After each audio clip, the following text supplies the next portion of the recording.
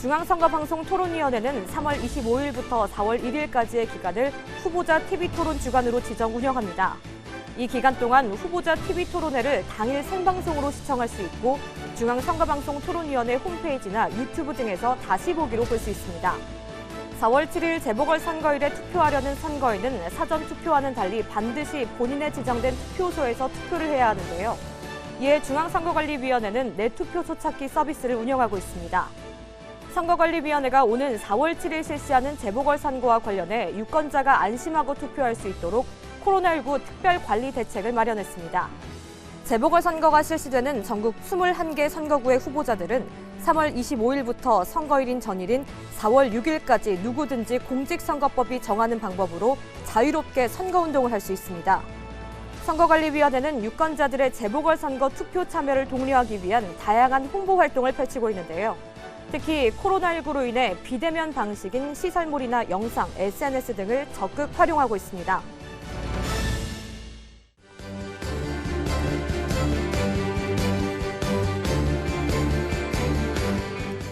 시청자 여러분 안녕하십니까? 한국선거방송 뉴스입니다.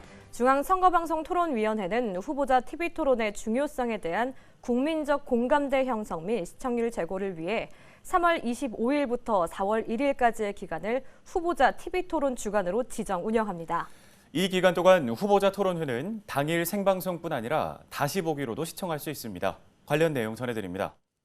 4월 7일 실시하는 재보궐선거 후보자 토론회가 3월 25일부터 4월 1일까지 집중 개최됩니다. 공직선거법은 선거방송토론위원회 주간 후보자 토론회는 선거운동 기간 중 시도지사 및 구시군의 장선거 후보자를 대상으로 1회 이상 실시하도록 규정하고 있습니다. 초청 대상 선정은 국회에 5석 이상 소속 의원을 가진 정당 추천 후보자, 직전 대선, 비례대표 의원 선거에서 3% 이상을 득표한 정당 추천 후보자, 최근 4년 이내에 해당 선거구에서 실시된 대선, 지역구 국선, 지자체장 선거에서 10% 이상 득표한 후보자, 언론기관이 선거기간 개시일 전 30일부터 선거기간 개시일 전일까지의 사이에 실시하여 공표한 여론조사 결과 평균 지지율 5% 이상인 후보자입니다. 다만 초청 대상에 포함되지 아니하는 후보자를 대상으로 따로 대담 토론회를 개최할 수 있습니다. 후보자 토론회 주제는 유권자 주제질문 공모와 정당, 사회단체, 학회 등을 통해 수집한 의제를 심층 검토하여 선정했습니다. 코로나19로 인해 토론회 등 비대면 방식이 선거운동의 중요한 수단이 되었기 때문에 유권자들이 후보자의 공약을 바로 알고 올바른 선택을 할 수 있도록 모든 토론회는 사전투표 기간 전에 개최합니다. 중앙선거방송 토론위원회가 개최하는 후보자 토론회는 중앙선거방송 토론위원회 및 중앙선거관리위원회 유튜브와 네이버 TV, 카카오 TV를 통해서도 실시간 생중계됩니다. 한편 중앙선거방송 토론위원회는 재보궐선거 후보자 토론회 다시 보기 서비스도 실시하는데 모바일을 포함한 중앙선거방송 토론위원회 홈페이지와 유튜브, 네이버 TV에서 서비스가 운영됩니다.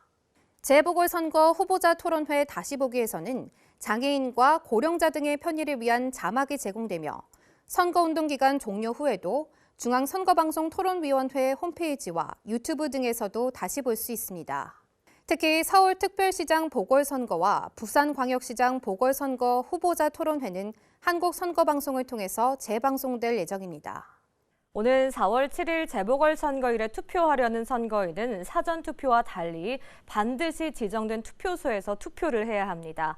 이에 중앙선거관리위원회는 내투표소 찾기 서비스를 운영하는데요. 자세한 내용 알아봅니다. 4월 7일 재보궐선거일에 투표하려는 재보궐선거 실시 지역의 선거인은 반드시 정해진 투표소에서만 투표를 할 수 있습니다. 이에 중앙선거관리위원회는 재보궐선거 투표와 관련해 내투표소 찾기 서비스를 운영하는데요. 유권자들이 PC 또는 스마트폰을 활용하여 쉽게 검색할 수 있습니다. 내투표소 찾기는 3월 29일부터 선거일인 4월 7일까지 중앙선거관리위원회 홈페이지에서 내투표소 찾기를 눌러 찾을 수 있습니다. 내투표소 찾기는 시도, 구시군, 생년월일, 성별, 주민번호 끝 3자리 등 선거인의 본인 정보를 입력해야 선거일 투표소와 위치를 검색할 수 있는데 이때 선거인이 입력하는 정보는 투표소 검색을 위한 정보로만 활용되며 별도로 저장되거나 다른 용도로 활용되지 않습니다. 또 내투표소는 선거 공보와 함께 우편으로 발송되는 투표 안내문에서도 확인할 수 있습니다. 매 세대별 각 가정으로 배달되는 투표 안내문에는 투표소가 설치된 건물명과 약도가 표시되어 있습니다. 한편 4월 7일 재보궐선거일에 투표할 수 없는 선거인은 4월 2일과 3일에 사전투표를 할 수 있습니다. 재보궐선거가 실시되는 지역의 선거인은 재보궐선거를 실시하는 지역의 읍면동마다 설치된 사전투표소에서 사전투표를 할 수 있는데요. 선거인이라면 가까운 사전투표소 어디에서나 신분증을 제시하고 사전투표가 가능합니다. 재보궐선거의 사전투표는 4월 2일 금요일과 4월 3일 토요일 오전 6시부터 오후 6시까지 투표할 수 있고 사전투표소는 중앙선거관리위원회 홈페이지에서 찾아볼 수 있습니다. 한국선거방송 뉴스 이소민입니다. 선거관리위원회는 지난해 코로나19가 확산되는 상황에서도 철저한 방역과 관리로 제21대 국회의원 선거를 무사히 치러낸 바 있습니다. 오는 4월 7일 실시하는 재보궐선거에서도 선거관리위원회는 코로나19 특별관리대책을 마련했는데요. 관련 내용 알아봅니다. 선거관리위원회가 오는 4월 7일 실시하는 재보궐선거와 관련해 유권자가 안심하고 투표할 수 있도록 코로나19 특별관리대책을 마련했습니다.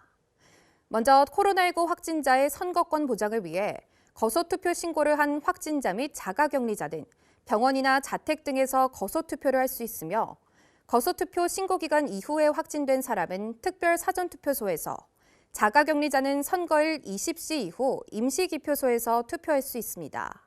특별 사전투표소는 생활치료센터 내에서 격리 치료 중인 코로나19 확진자와 의료 지원 인력을 대상으로 진행되는데 서울에 5개소, 부산에 1개소를 설치할 예정이며 향후 코로나19 확진자 수 증감 추이와 추가 확진자 입소 인원 등을 고려하여 최종 결정할 방침입니다. 또한 코로나19 확산을 차단하고 예방하기 위한 투표 절차를 마련했습니다. 먼저 투표 사무 관계자를 대상으로 마스크 착용, 소독 티슈를 이용한 주기적 소독, 투표소 환기 등 감염병 예방 교육을 실시합니다. 사전투표소와 선거일 투표소는 투표 전날까지 방역 작업을 실시하는데 방역이 완료된 투표소는 투표 개시 전까지 외부인의 출입이 철저하게 금지됩니다. 사전투표소와 투표소, 개표소에는 손소독제와 체온계를 비치해 활용하고 투표관리관, 투표사무원, 투표참관인 등 투표관리 인력과 개표사무원, 개표참관인 등 개표관리 인력은 전원 마스크와 의료용 장갑을 착용합니다. 특히 발열체크 담당 투표사무원과 유증상자가 이용하는 임시기표소 담당 투표사무원은 안전 확보를 위해 일회용 방수성 긴팔 가운을 추가 착용합니다. 중증장애인 등 이동지원 차량, 투표함 등 이송 차량, 교통불편 지역 교통편의 차량을 운행할 때도 운전자와 탑승자 등은 마스크를 착용하고 손소독제를 비치하는 등 위생관리에 만전을 기합니다. 사전투표 기간이나 선거일에 투표소에 오는 선거인은 반드시 마스크를 착용해야 합니다. 투표소 입구에서 선거인은 반드시 발열 체크를 해야 하는데요. 발열 체크 후 발열 또는 호흡기 증상이 없는 선거인은 비치된 손소독제로 손소독을 한 후에 일회용 비닐 장갑을 착용하고 투표소에 들어가야 합니다. 만약 체온이 37.5도 이상이거나 호흡기 증상이 있으면 다른 선거인과 동선이 겹치지 않도록 별도로 설치된 임시기표소에서 투표해야 합니다. 임시기표소는 소독 티슈를 이용해 계속적이고 반복적으로 소독하고 환기할 예정이니 안심해도 됩니다. 또 선거인이 주로 접촉하는 사전투표 운용 장비나 기표대, 기표용구, 투표함, 출입문 등은 수시로 소독할 예정입니다.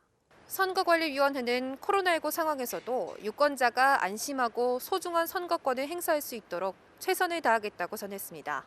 한국선거방송 뉴스 김서혁입니다. 3월 25일은 4월 7일 실시하는 재보궐선거의 선거기간 개시일입니다. 재보궐선거가 실시되는 21개 선거구의 후보자들은 3월 25일부터 선거일 전일인 4월 6일까지 선거운동을 할 수 있는데요. 선거운동 방법에 대해 자세히 알아봅니다. 3월 25일부터 재보궐선거의 선거운동이 시작됐습니다. 선거운동은 당선되거나 되게 하거나 되지 못하게 하기 위한 행위를 말하는데 선거운동을 할 수 있는 사람이라면 누구든지 선거일 전일인 4월 6일까지 자유롭게 할 수 있습니다. 후보자와 그 배우자, 선거사무장, 선거사무원, 회계 책임자 등은 선거운동 기간 중에 어깨띠나 표찰, 기타 소품을 붙이거나 지니고 선거운동을 할 수 있습니다. 또 공개 장소에서 연설 대담 차량을 이용해 지지를 호소하는 등 법에서 정한 방법으로 선거운동을 할 수 있는데요. 선거 사무원이 아닌 일반 유권자는 어깨띠, 모양과 색상이 동일한 모자나 옷, 표찰, 피켓, 그 밖의 소품을 활용한 선거운동을 할 수 없고 선거운동 대가로 수당, 실비나 음식물을 제공받을 수 없습니다. 또 공직선거법에서 정한 방법으로 인쇄물, 언론 매체, 정보통신망 등을 이용한 선거운동도 가능합니다. 뿐만 아니라 작년 말 공직선거법의 개정으로 선거운동을 할 수 있는 사람은 선거일이 아닌 때에 옥내외에서 개별적으로 말로 하는 선거운동을 할 수 있고 송수화자 간 직접 통화하는 방식의 전화를 이용해 선거운동을 할 수 있습니다. 한편 만 18세 유권자도 선거운동이 가능합니다. 그러나 선거운동 가능 연령을 행위시로 산정하기 때문에 선거운동을 하는 때에 만 18세 미만인 자는 선거운동을 할 수 없으니 각별한 주의가 필요합니다. 선거관리위원회는 4월 7일 실시하는 재보궐선거가 공정하고 깨끗하게 치러질 수 있도록 정당과 후보자, 유권자 모두 공직선거법을 준수해 줄 것을 당부했습니다. 4월 7일 실시하는 재보궐선거일이 다가오면서 선거관리위원회는 유권자들의 투표 참여를 독려하는 다양한 홍보 활동을 활발하게 펼치고 있습니다. 어떤 활동을 하고 있는지 자세히 소개합니다. 서울특별시 선거관리위원회는 4월 7일 실시하는 서울특별시장 보궐선거에서 유권자들의 투표 참여를 독려하기 위해 다양한 홍보 활동을 펼치고 있습니다. 코로나19 상황 하에 홍보는 비대면 방식인 시설물이나 각종 영상, SNS 등을 활용하는 방법으로 추진하고 있는데요. 지난 22일 서울의 랜드마크인 청계천의 모전교에서 광통교 구간에 투표를 독려하는 선거 홍보 조형물을 설치했습니다. 또 한강 노들섬에서 선거일을 알리고 투표를 독려하는 드론쇼를 펼쳤는데 300대의 드론을 활용해 10여 분간 진행했습니다. 뿐만 아니라 서울특별시 선거관리위원회는 AR 선거체험관 운영, 비보잉 영상, 로고송, 이모티콘을 활용한 SNS 홍보 등 유권자들의 관심을 끌 수 있는 다양한 홍보 사업을 계획 중이라고 전했습니다. 부산광역시 선거관리위원회도 부산광역시장 보궐선거를 알리기 위한 다양한 홍보 활동을 하고 있는데요. 부산우정청과 협업하여 우체국 택배 차량, 전기 차량 및 택배 포장 물품을 이용해 선거 정보를 제공하고 있으며 부산 지역 기업들과 협업하여 카페 음료 용기 홀더, 대형마트 카트, 지하철역 스크린도어, 지하철 개찰구 멘트 등을 활용한 홍보도 병행하고 있습니다. 또 부산의 관광명소인 광안대교, 삼락생태공원 유채꽃밭, 해운대 해변열차 등을 활용한 홍보 활동도 계속하고 있습니다. 선거관리위원회는 4월 7일 전국 21개 선거구에서 실시하는 재보궐선거에 유권자가 소중한 한 표를 꼭 행사하길 바란다고 전했습니다.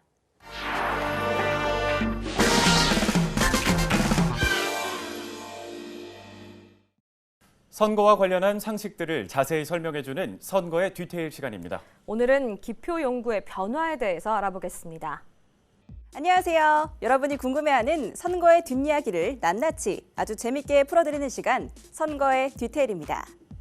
선거 시 지지하는 후보를 찍을 때 쓰는 이 기표 마크, 여러분은 뭐라고 읽으시나요? 시옷 혹은 사람인? 이 마크의 정확한 표현은 바로 한자 점복자인데요.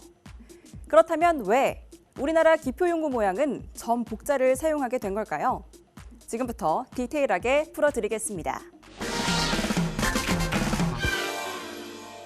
1948년 5월 10일 우리나라 최초의 보통선거가 시작된 이후 1980년도까지는 사실 별도의 기표용구가 없었습니다. 단순히 동그라미 모양만 표시하면 됐기 때문이죠. 덕분에 다양한 도구들이 총동원됐는데요.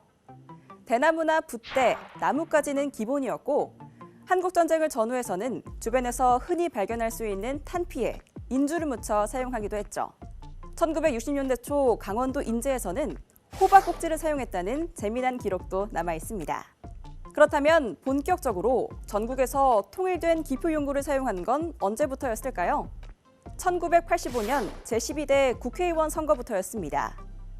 별다른 도구를 챙길 필요 없이 전국적으로 표준화된 플라스틱 기표용구에 인주를 묻혀 찍기만 하면 됐었죠. 그런데 예상치 못한 문제가 발생했습니다. 인주가 덜 마른 상태에서 투표용지를 접었더니 반대쪽에도 똑같은 동그라미가 찍혀버린 경우가 생긴 거죠. 결국 누구에게 투표한 건지 몰라 유무효 구분에 어려움이 있었고요. 이를 해결하기 위해 1992년 제14대 대선 때부터는 원 안에 사람 인자를 새긴 기표용구로 투표의 유무효를 구분했는데요. 안타깝게도 이 기표 모양은 의도와는 달리 오해를 불러오기도 했었죠. 이유인즉 시옷 모양을 한 사람 인자가 당시 대선 후보자 중 특정 후보를 연상시킨다는 거였죠. 심지어 기표 모양을 구경하다 무의식 중에 그 후보자에게 투표했다 하는 웃지 못할 주장까지 나올 정도였으니까요. 결국 선관위는 불필요한 오해를 없애기 위해 해당 기표용구의 기표 부분의 모양 교체를 결정. 1994년 통합선거법을 제정하며 동그라미 안에 점 복자를 넣은 현재의 기표용구를 사용하기 시작했습니다. 나아가 잉크가 기표용구 안에 내장돼 별도의 인주도 필요 없고 투표 직후 바로 건조돼 안심하고 접을 수 있는 최첨단 기표용구까지 도입해 유무효를 쉽게 구분할 수 있어 유권자의 의사가 개표에 잘 반영되도록 했죠. 이렇듯 기표용구의 변화 과정에는 유권자의 의사를 반영하고 유권자의 편의성을 최대한 높이려는 의지와 노력이 숨어 있었습니다. 지금까지 선거의 뒤태리였습니다. 3월 26일부터 재보궐선거를 실시하는 지역에서 후보자 선거 벽보가 첩부됩니다. 선거 벽보는 다수의 통행인이 보기 쉬운 건물 또는 게시판 등에 첩부해야 하는데요. 정당한 이유 없이 선거 벽보를 훼손, 철거한 사람은 공직선거법에 의하여 2년 이하의 징역 또는 400만 원 이하의 벌금형의 처벌을 받게 됩니다. 선거관리위원회는 재보궐선거의 투표 안내문과 후보자별 선거 공보를 3월 28일까지 각 가정으로 발송합니다. 투표 안내문에는 투표소의 위치, 약도, 투표할 때 가지고 가야 할 지참물 등이 기재되어 있고 동봉된 후보자별 선거 공보도 잘 읽어보신 후 꼭 투표에 참여하시기 바랍니다. 특히 거주 불명등록자의 경우 해당 읍면동 행정복지센터를 방문하시면 투표 안내문과 후보자 선거 공보를 받을 수 있습니다. 선거관리위원회가 발송한 투표 안내문과 선거 공보가 들어있는 봉투를 은닉, 훼손하거나 무단으로 가지고 갈 경우 공직선거법에 따라 처벌받을 수 있으니 주의해야 합니다. 중앙선거관리위원회는 4월 17일까지 정책공약 알림이 사이트 활성화를 위한 만족도 조사를 실시합니다. 이번 만족도 조사는 사이트 방문자를 대상으로 방문 목적 및 정책 공약 정보 확인 방법, 정책 공약 알림이와 정책 선거 관련 사이트에 대한 인식 정도 및 홍보 강화 방안, 사이트 만족도와 추후 기능 개선 희망 콘텐츠 등의 내용으로 진행됩니다. 중앙선거관리위원회는 한국인터넷진흥원과 함께 4월 7일 재보궐선거에 출마하는 후보자 홈페이지에 무료 보안 서비스를 제공합니다. 인터넷진흥원이 후보자 홈페이지의 취약점을 원격으로 점검하고 디도스 사이버 대피소와 웹 보안 도구를 지원합니다. 보안 서비스를 원하는 후보자는 한국인터넷진흥원에 이메일로 신청하면 됩니다.